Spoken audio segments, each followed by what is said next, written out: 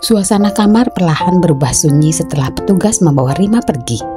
Gemuruh ketegangan yang sebelumnya memenuhi ruangan kini tergantikan oleh keheningan yang menenangkan. Hanya suara mesin pendukung kehidupan yang masih berdengung pelan. Tapi kini itu terdengar seperti pengingat bahwa semuanya akan baik-baik saja. Firan berjalan perlahan mendekati Nara. Wajahnya penuh dengan kelegaan dan kehangatan. Ia berhenti tepat di sisi tempat tidur, menatap Nara yang masih terlihat lelah, tetapi matanya memancarkan keteguhan. Tanpa aba-aba, Firan merendahkan tubuhnya dan melingkarkan kedua tangannya ke sekeliling Nara, menariknya ke dalam pelukan hangat. "Aku tidak akan pernah meninggalkanmu, Nara." Nara membiarkan dirinya larut dalam pelukan itu. Dadanya terasa lebih ringan. Beban yang ia pikul selama ini perlahan-lahan telah lepas. Kehangatan tubuh Firan memberikan rasa nyaman yang tak pernah ia bayangkan sebelumnya. "Terima kasih, Firan, untuk semuanya." Firan mengecup kening Nara lembut, sebuah isyarat bahwa ia akan selalu menjadi tempat Nara kembali. Dan untuk pertama kalinya setelah sekian lama, Nara merasa benar-benar aman. Siang itu suasana kantor mendadak tegang.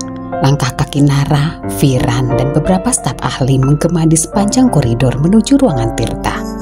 Di tangan mereka tergenggam map-map tebal berisi dokumen-dokumen penting yang siap menjadi bukti penggelapan dana perusahaan, serta bukti tak terbantahkan tentang kerjasama Tirta dengan Rima untuk menjatuhkan Nara. Ketika pintu ruangan Tirta terbuka, Tirta yang sibuk dengan laptopnya mendongak dengan tatapan terkejut. Ia tidak menyangka Nara dan rombongan staf ahli akan memasuki ruangannya dengan ekspresi serius. "Ada apa ini?" Tirta berusaha menutupi rasa gugup yang mulai menjalar. Nara tidak menjawab langsung. Ia hanya meletakkan tumpukan dokumen di atas meja kerja Tirta. "Kami di sini untuk meminta penjelasan." Firan yang berdiri di samping Nara membuka salah satu dokumen dan menunjukkannya kepada Tirta. "Ini adalah laporan keuangan yang kami temukan telah dimanipulasi. Dana perusahaan senilai miliaran rupiah telah dialihkan ke rekening-rekening pribadi yang terhubung langsung dengan namamu dan istrimu." Tirta memucat. "Kalian tidak bisa menuduhku tanpa bukti. Dan ini adalah bukti komunikasi antara Anda dan Rima, merencanakan sesuatu yang bahkan lebih buruk dari sekedar menggelapan dana. Tirta, aku sudah memberimu kesempatan untuk berubah, tapi ternyata kamu lebih memilih menghancurkan semuanya. Perusahaan ini, hidupku, bahkan integritasmu sendiri. Kamu dan Rima tidak hanya mencuri uang perusahaan, tapi juga mencoba mencabut nyawaku. Itu sudah lebih dari cukup." Wajah Tirta kini benar-benar pucat pasi. Ia tidak bisa lagi menyangkal apa yang terpampang jelas di hadapannya.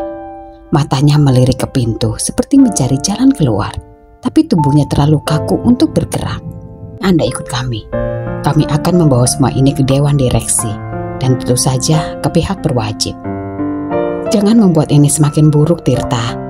Akui saja semuanya. Ini akhirnya." Tirta terdiam lama. Ia tahu permainan telah berakhir. Dengan wajah pasrah, ia melempar pandangan terakhir ke arah Nara, yang kini berdiri tegak sebagai simbol keadilan yang tak bisa digoyahkan. "Baik, aku akan ikut.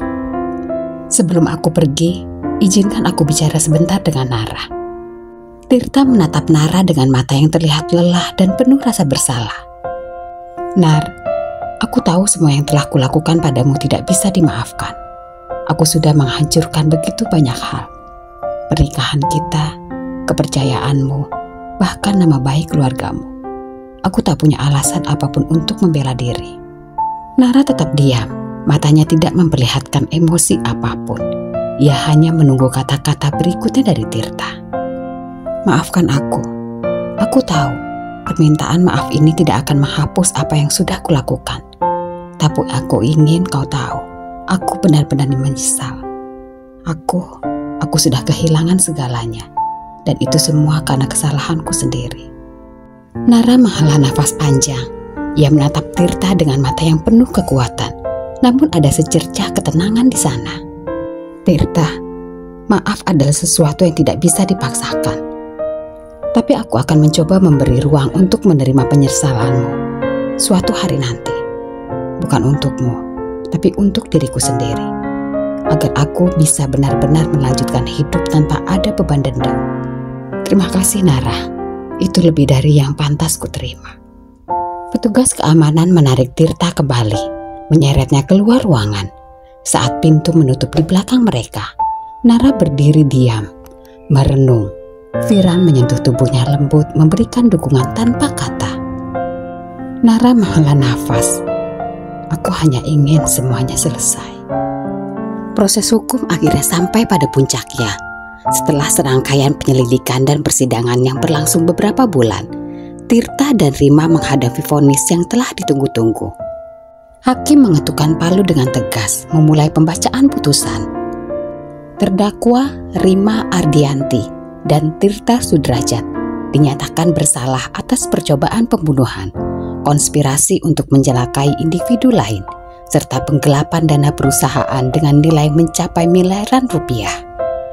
Berdasarkan bukti-bukti yang telah diajukan, keduanya dijatuhi hukuman penjara, masing-masing selama 20 tahun untuk Rima dan 15 tahun untuk Tirta, dengan denda tambahan yang harus dibayarkan sebagai restitusi kepada perusahaan. Rima yang duduk di kursi terdakwa tampak kehilangan warna di wajahnya. Kebanggaan dan kesombongan yang dulu selalu menyelimuti sikapnya kini sirna. Ia hanya bisa memandang lurus ke depan dengan tatapan kosong.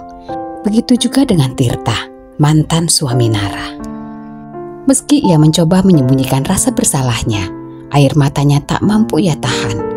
Dalam hati ia sadar bahwa putusan ini adalah hasil dari kesalahan dan pengkhianatannya yang selama ini menghantui dirinya. Saat sidang berakhir dan ruangan pengadilan mulai sepi, Nara dan Viran beranjak keluar dari ruang sidang. Hanya saja langkahnya terhenti ketika seorang wanita parubaya memanggil dan mendekatinya. Wajahnya dipenuhi kerutan kekhawatiran dan air matanya membasahi pipi.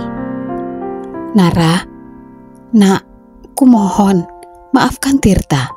Dia memang salah. Tolong beri dia kesempatan. Dia masih muda. Dia bisa berubah. Nara menatap mantan ibu mertuanya itu dengan pandangan penuh ketenangan. Tak ada kemarahan, hanya sorot mata dingin yang tegas dan penuh makna. Ia menarik nafas panjang sebelum menjawab. Maaf Bu, aku sudah terlalu banyak memberi kesempatan di masa lalu. Kata-kata Nara terasa seperti belati yang menembus hati mantan ibu mertuanya. Ibu, Nara menghela nafas, berusaha menahan emosi yang hampir meluap. Aku belajar banyak dari ibu. Dulu ibu sering membandingkan aku dengan Rima, perempuan yang menurut ibu sempurna, kaya, cerdas, dan katanya lebih layak untuk Tirta dibandingkan aku. Ibu selalu memberiku pelajaran, mengingatkan bahwa aku mandul, aku miskin, dan aku tidak bisa apa-apa. Mantan ibu mertuanya menunduk. Air matanya mulai jatuh satu persatu. Kata-kata Nara menampar setiap kesombongan yang pernah ia miliki. Aku belajar menerima hinaan itu, Bu. Aku belajar menahan sakitnya dibandingkan, dihina di depan banyak orang, dianggap tidak berguna. Aku belajar bertahan meskipun ibu dan Tirta menjadikan aku bulan-bulanan untuk setiap masalah yang kalian hadapi. Nara menegakkan tubuhnya menatap mantan mertuanya. Dan ini hasilnya, Bu. Aku belajar dari apa yang ibu ajarkan. Aku belajar menjadi kuat, mandiri, dan tidak bergantung pada siapapun. Aku tidak lagi takut atau merasa tidak berharga seperti yang dulu ibu tanamkan. Mantan ibu mertuanya tidak mampu membalas.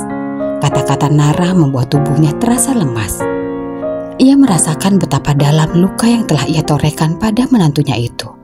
Luka yang kini berbalik menjadi kekuatan besar. Jadi, maaf Bu, aku tidak bisa membantu Tirta, dan aku tidak akan mencabut tuntutanku. Semua ini adalah konsekuensi dari apa yang kalian lakukan, dan aku tidak akan menghalangi keadilan yang seharusnya mereka terima. Mantan ibu mertuanya hanya bisa memandang punggung Nara yang semakin menjauh. Air matanya terus mengalir, hatinya penuh penyesalan. Namun tidak ada lagi yang bisa ia lakukan. Semua ini adalah hasil dari pilihannya sendiri, dan sekarang ia harus menanggung akibatnya. Nara berhenti sejenak di lorong panjang yang sepi. Udara di luar ruangan sidang terasa lebih ringan, seolah melepaskan beban besar yang selama ini mengikatnya. Nara menarik nafas dalam, membiarkan perasaan lega menyelimuti dirinya. Viran meraih tangannya dan menggenggamnya erat. Dan sekarang, semua sudah selesai. Nara tersenyum, membiarkan Viran menuntunnya pergi dari tempat itu. Hari ini ia bukan hanya meninggalkan ruang sidang, tapi juga meninggalkan bayang-bayang masa lalunya yang kelam. Ia telah memenangkan pertarungan melawan ketidakadilan, dan ia siap melangkah ke depan dengan kepala tegak.